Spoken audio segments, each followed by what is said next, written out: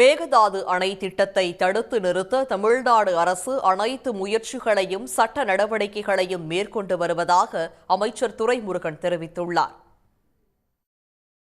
நீர்வளத்துறை அமைச்சர் துரைமுருகன் வெளியிட்டிருக்கும் அறிக்கையில், மேகதாது அணை கட்டும் கர்நாடக அரசின் முயற்சியை ஆரம்பம் முதலே எதிர்த்து வருவதோடு தமிழ்நாடு அரசு தொடர்ந்த வழக்குகள் நிலுவையில் உள்ளதாகவும் சுட்டிக்காட்டியுள்ளார்.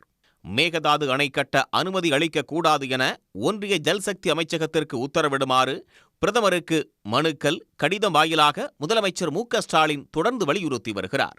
கடந்த 2021 மற்றும் 2023 ஆண்டுகளில் ஒன்றிய ஜல்சக்தி அமைச்சரை 2 முறை நேரில் சந்தித்து தாம் வலியுறுத்தியதாக கூறியிருக்கும் துரைமுருகன், அனைத்து கட்சி தலைவர்கள் குழுவோடு சென்றும் மேகதாது அணை திட்டத்திற்கு எதிர்ப்பு தெரிவித்ததாக குறிப்பிட்டுள்ளார்.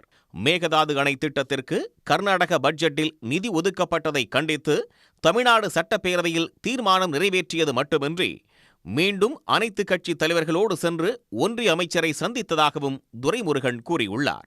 நடப்பாண்டு ஒன்றிய ஜல்சக்தி அமைச்சருக்கு எழுதிய கடிதத்திலும் அவரை நேரில் சந்தித்த போதும் மேகதாது தொடர்பான வழக்குகள் நிலுவையில் உள்ளதை சுட்டிக்காட்டி அந்த திட்டத்தை அமைச்சகம் நிராகரிக்க வேண்டுமென கேட்டுக்கொண்டதாகவும் துரைமுருகன் தெரிவித்துள்ளார். வழக்குகள் விசாரணைக்கு வரும்போது காவிரி நடுவர் மன்ற இறுதி தீர்ப்பு உச்சநீதிமன்றத்தின் முந்தைய தீர்ப்பை சுட்டிக்காட்டி தமிழ்நாடு அரசு வலுவான வாதங்களை முன்வைக்கும் என்றும் அவர் கூறியுள்ளார்.